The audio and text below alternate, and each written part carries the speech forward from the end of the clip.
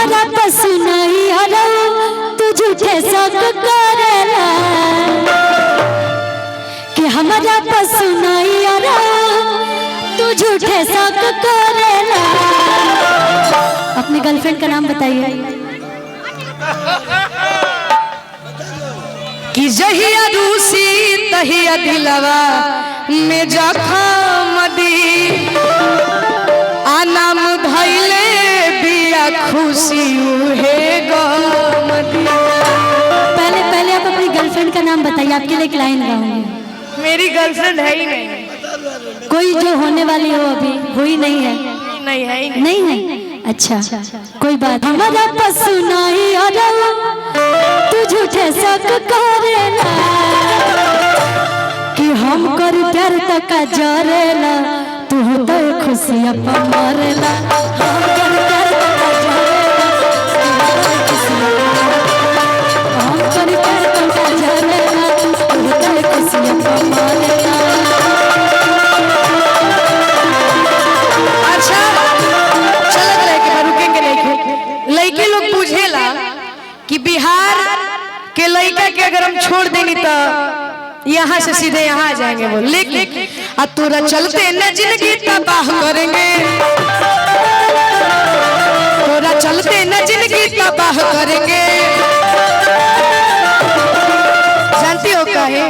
तो यो ही डेटवे तो हम हो बियाह करेंगे, वही डेटवे तो हम हो बियाह करेंगे।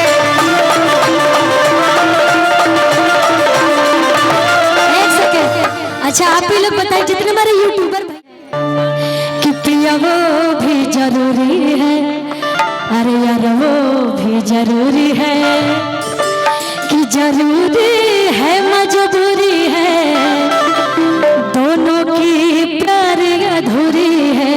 अब मैं बताती हूँ दोनों की प्यार कैसे अधूरी है। मान लीजिए कि नैहर में अगर प्यार करती है तो आधा अधूरा छोड़ के ससुरा चल जाती है, और जब ससुरा जाती है मर्द से प्यार करती है तब तो ओकरा यारवे की चिंता बा। तो ये आधा अधूरा प्यार हो गई बटे। तो कल आई मजगर भैया कि पिया वो भी जरूरी है, यार वो भी जरूरी है,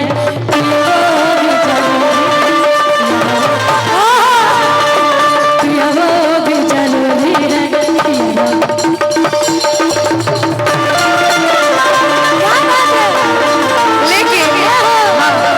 जरूरी है मजबूरी है, दोनों की प्यार अधूरी है, जरूरी है मजबूरी है, दोनों की प्यार पिया वो भी जरूरी है, यार वो भी जरूरी है।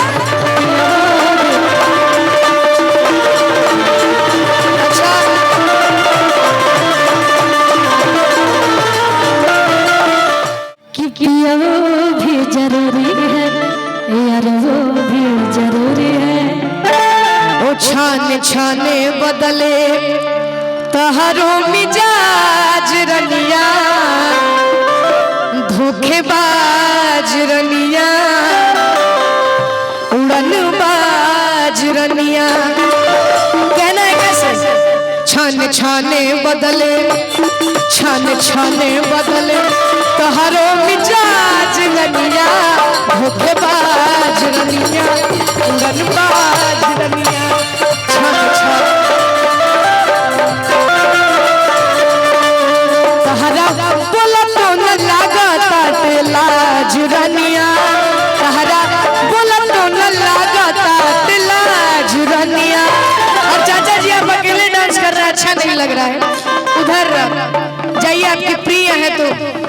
छाने छाने बदले, छाने छाने बदले तहरो मिजाज रनिया, धोखेबाज उड़नबाज रनिया।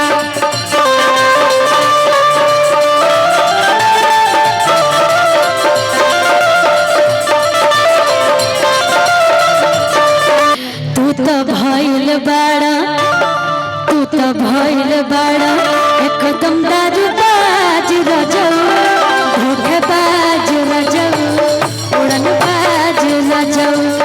तू तो भइल बड़ा दारूबाज रजऊ, धोखेबाज रजऊ।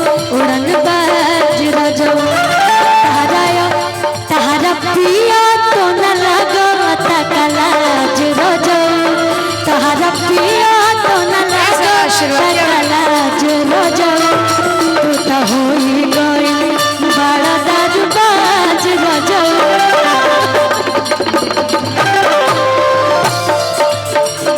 कैसन जान जीवन साथी पैलू, बुरा नहीं मानना है, मरद के रूप में तू हाथी पैलू।